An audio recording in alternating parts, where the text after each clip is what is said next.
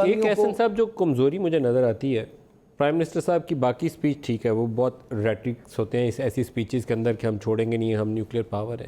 آپ nuclear power استعمال کر نہیں سکتے، کوئی بھی ذی شعور اپنی ہوش و حواس میں یہ فیصلہ نہیں کر سکتا. تو پرائم منسٹر نے بھی دنیا کو بتایا کہ بڑے حالات خراب ہیں، ہم دونوں نیوکلیر پاور ہیں.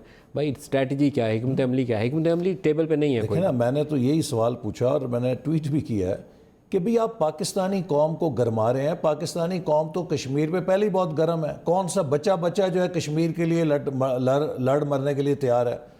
پاکستانی قوم کا ٹیمپریچر آپ جتنا اوپر کریں گے اس سے تو کوئی فرق نہیں، مٹیریل فرق تو نہیں پڑتا.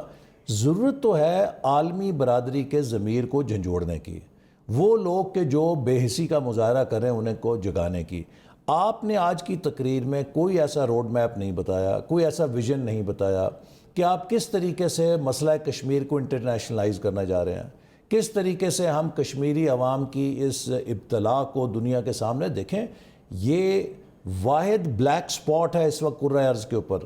حد یہ ہے کہ فلسطین اور غزہ میں بھی ملک صاحب ایسا کوئی گاؤں نہیں ہے کہ جس کا انفارمیشن بلیک آؤٹ ہو.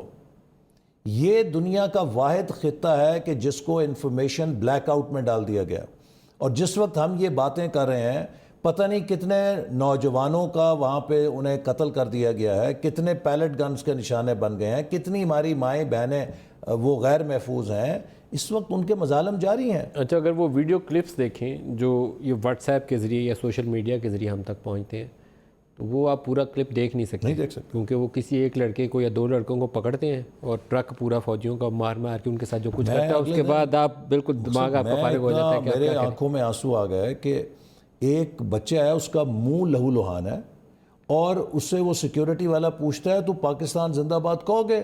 اس کو ایک گھونسا مارتا ہے اور خون نکلتا ہے، وہ پھر کہتا ہے پاکستان زندہ باد.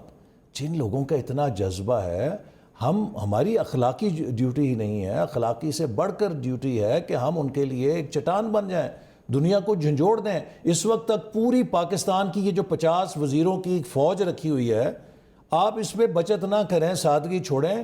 یہ 50 وزیر کس مرض کی دعائیں؟ یہ پورے دنیا کے کیپٹلز میں اب تک پھیل گئے ہوتے، لیکن وہ نالائقوں کا ٹولہ ہے. وہ اپوزیشن کو گالیاں نکال سکتا ہے، وہ کشمیر پہ کہاں بات کرے گا؟